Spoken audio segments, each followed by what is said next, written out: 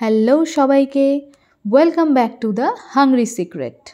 আজকে আমি বানিয়ে নিয়েছি পনির মশালা। এই ডিশটি খেতে কিন্তু একটু স্পাইসি এবং খুব সুস্বাদু। এই পনির মশালা বানানোর রেসিপিটি আজকে আমি আপনাদের সঙ্গে শেয়ার করে নেব। তো চলুন দেখে নেওয়া যাক এই পদটি বানানোর পদ্ধতিটি। প্রথমেই নিয়ে নেব দুটো মিডিয়াম সাইজের টমেটো, দুটো কাঁচা লঙ্কা, এক টুকরো আদা এবং 4-5টে কাজু বাদাম। এগুলিকে ভালোভাবে পেস্ট করে নেওয়ার পর আমি নিয়ে নিয়েছি 200 গ্রাম মতো পনির। এরপর পনিরের মধ্যে অল্প লবণ এবং হলুদ গুঁড়ো দিয়ে মেখে 10 মিনিট রেখে দেব।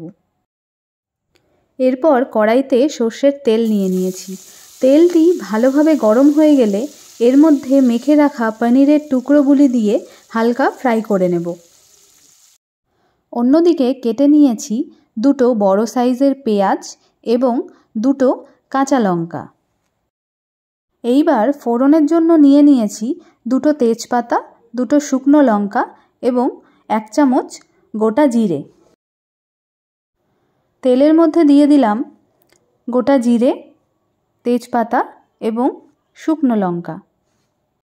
ফোড়নটি হালকা ফ্রাই হয়ে গেলে এর মধ্যে কেটে রাখা পেঁয়াজগুলি দিয়ে ভালোভাবে কিছুক্ষণ ধরে পেঁয়াজগুলিকে ভেজে নিতে হবে। এরপর পেঁয়াজের কালারটা হালকা ব্রাউন হয়ে এলে এর মধ্যে দিয়ে দেব আগে থেকে বেটে রাখা মশলাটি দিয়ে ভালোভাবে পেঁয়াজের সঙ্গে নাড়াচাড়া করে নেব। এরপর এর মধ্যে দিয়ে দেব স্বাদমতো নুন, হলুদ গুঁড়ো, লঙ্কার গুঁড়ো, জিরে গুঁড়ো এবং ধনে গুঁড়ো। মশলাগুলিকে ভালোভাবে মিশিয়ে নেব।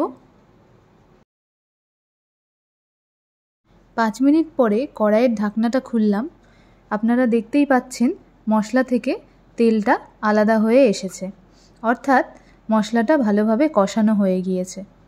এর মধ্যে এইবার দিয়ে দেব 1 কাপ মতো গরম জল। গ্যাসের ফ্লেমটা মিডিয়ামে রেখে আবারও 2 থেকে 3 মিনিট রান্না করে নেব। 2-3 মিনিট রান্না করার পর এর মধ্যে দিয়ে দেব ভেজে রাখা পনিরগুলি দিয়ে ভালোভাবে আবারও নেড়েচেড়ে নিতে হবে। সব শেষে এর মধ্যে দিয়ে দেব কাঁচা লঙ্কা। কালারটা জাস্ট অসাধারণ এসেছে। আমি এটি পরিবেশন করেছিলাম বাসন্তী পোলাওয়ের সাথে। তো এই ছিল আজকের আমার পনির মশালা রেসিপি। আপনাদের যদি ভালো লেগে থাকে তাহলে অবশ্যই জানাবেন। ধন্যবাদ।